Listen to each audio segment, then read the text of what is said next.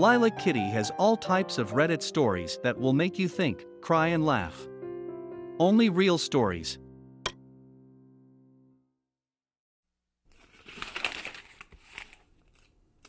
Friend started dating a narcissist who was in my life. About a year and a half ago, my life was destroyed by close friends of mine who I now believe to be different types of narcissists. Long story short, my friend slept with the girl I was dating, cheated on his own GF in the process. And said girlfriend's housemate assisted my now ex-friend in pulling off this stunt. With the manipulation of some others. And of course they rewrote the whole narrative and shut me out so no one believed me. All of them are out of my life now. But this female housemate, former friend of mine, recently started dating a friend of mine, who is unrelated to that whole chaotic situation.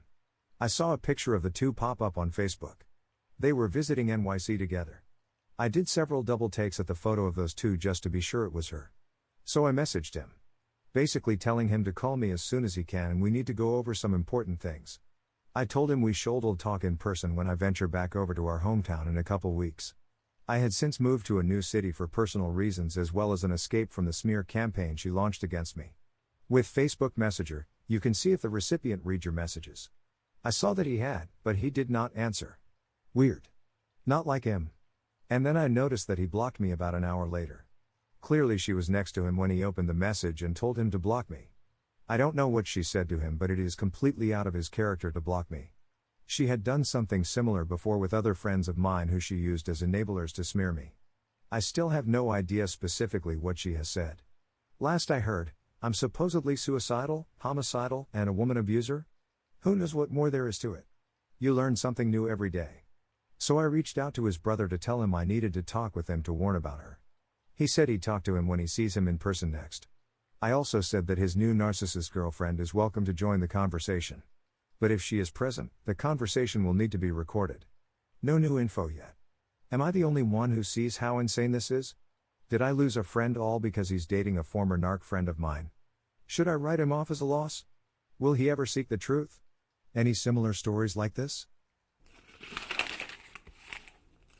My narc pretends to be victim. I'm confused and scared.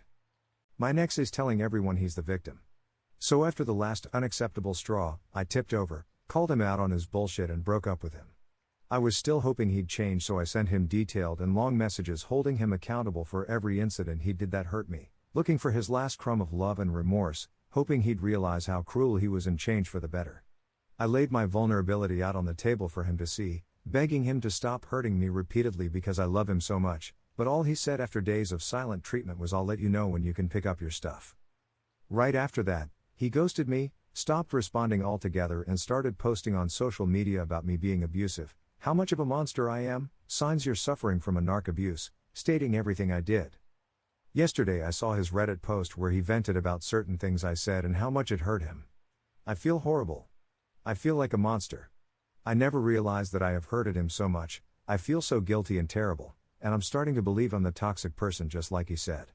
I am utterly shattered and heartbroken because of how much my actions hurt the person I loved and trusted the most.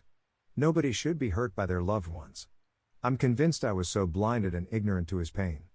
I wanted to reach out to him so badly to apologize for all I've done to make him feel this way, but he threatened to call the cops if I didn't leave. I'm scared, can never get closure nor apologize for all the things I did to him. I have him blocked everywhere now, but he lives in the same building as I do, so I'm fighting the urge to come crying on my knees at his door. What if I'm the one looking for apologies when I should be the one making them to him? I attract narcs in my life. My whole life I have been a pushover. I spent more time trying to get people who didn't like me to like me, and had no interest in people who already valued me. I then got diagnosed with ADHD and was put on medication.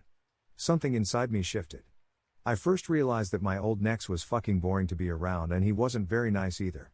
So I called him out and we stopped hanging. I don't miss him at all. I then had two friends who I now understand showed very narcissistic traits. One of them would yell at me, get extremely jealous, always made everything about her, and just acted so entitled. I told her that I wanted her to stop being so jealous of me and be happy for my success. She ended up telling me what a fucking useless person I have been. I felt fuck it, I want to go home and eat ice cream, so I just walked off and never saw her again. And then it was my latest ex.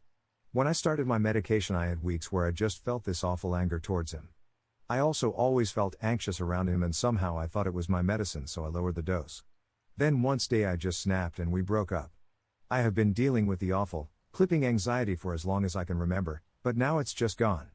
The medication helped me trust myself and discard all the selfish and narcissistic people from my life. They used to give me such a dopamine high, but now I just feel meh. I also gained the ability to appreciate people who actually love me. A part of me is afraid that I will attract more narcs in my life. But I won't worry about that now. I have a great set of friends now that I barely have enough time for, so why waste time on someone who makes me feel anxious? I honestly believe that the path to healing is to surround yourself with good people and get 100% used to an abuse-free life. Embrace the kind friends you have and enjoy how it feels to give and receive empathy and affection. Laugh, heal, eat, sleep and smile. And if you one day cross path with a narc again, you won't have time or space for that BS. My mother never loved and respected me. Realize today why I have such a hard time setting boundaries. My mother never respected them, even the most basic ones like don't touch me there. My mother was always a very touchy-feely person. When we were children, we used to cuddle in bed with her and watch television, and we enjoyed it. But when I was in high school, both my sibling and I decided that we were too old for that and felt uncomfortable. So we stopped. Or rather, we tried. The guilting from her was strong, and I did give in sometimes. But ultimately it was our decision whether or not to join her when she guilted, because she couldn't physically force us. She could, however, force her affection upon us in other ways. But smacks are her thing. Not just to us, she also does it to her girlfriends, and they all seem to be fine with it. But similar to the cuddling, when my sibling and I got old enough to start finding it weird, we asked her to stop. But she wouldn't stop, no matter how clearly we stated boundaries. You could say do not touch me there, and 5 minutes later she'd be doing it again, laughing it off as just having fun, or just my way of showing I love you, or even deflecting it back on us, saying that the boundary was unreasonable and antisocial. For years, I let people touch me in ways that I was uncomfortable with in group settings because I didn't think it was reasonable to deny a hug, or a first kiss I wasn't ready for, etc. It wasn't even until a post here about someone outside of family calling out this sort of weird touching that I realized just how weird it was. It was just her way of showing affection, I would justify. Her words left a mark. But I have learned since I stopped seeing my mother, if you truly love someone, you respect their boundaries. Especially such clear boundaries as don't touch me there. What my mother did was wrong. To survive from a narc. I 40-yo man ended my engagement with my narc 35-yo woman fiancé after constant threats of her walking out on the relationship, gaslighting, projecting and all the typical stuff. My final straw was when she verbally attacked my daughter to me, called her 7 a monster and a brat, told me that she is too disrespectful to her and she should be checked out for bipolar disorder. Came out of nowhere. I can put up with a lot, that's not something I'm tolerating. So one day I called her, wasn't going to attempt to end it again in person, had a polite 15-minute call, put all the blame on myself, ended the engagement, and then I blocked her on everything. Since that time, the fly monkeys have been out in full display, showed up at my brother's work and held him hostage for 90 minutes, sent my family text message after text message, sometimes 15 minutes to read the messages. Even went so far as emailing my ex-wife trying to become friends with her. After my ex didn't respond, she unsent the message, which I'm wondering why she would do that. But I'm telling everyone the very brief version of my story to say, I have no clue or desire to know what she is saying, and truly to survive from a narc is to remove them completely from your life. I know she has wanted me to respond to her attacks, and the fact that I haven't responded in a single way is driving her nuts. I am scared to live and take risks after breaking free. I know he is dead, but I have been raised by this narcissist, father who was a cerebral narcissist, and abusive to anyone. We went no contact a year before he died. Basically, I am now paralyzed about living my life, about my choices. He was so pushing hard about me, having to prove my intelligence by having a high-powered career in humanities or something like that to prove my brilliance, and he told me 1,000 times that at my age he was so much more intelligent than me. Basically, he thought me stupid in private and projected this awesome expectations in public. I was the supposed genius, who in private is told how much of a disappointment and probably dumbass he is, OFC compared to him. He wasn't even particularly brilliant himself, TBH. I have unfortunately a degree in humanities, and it's too late at 38 to get a more practical degree. I am also terrified of picking up a more hands-on job, because that would mean that I have proven that I am stupid. I really don't want a top-level career, but I want to feel valued, competent, with dignity. I am in a call center now. I am also alone after he isolated us in this bubble of money. He ended up broke and elitism, so I am now not able to look for another job, because there is no one living with me who can comfort me if they don't keep me in the next job, or to give me a roof and bread if I am left home by the employer. I have no friends, no one who soften the blow if something goes wrong. I'm tired of being single, not doing any sport, working in a call center, living with flatmates, and being 38.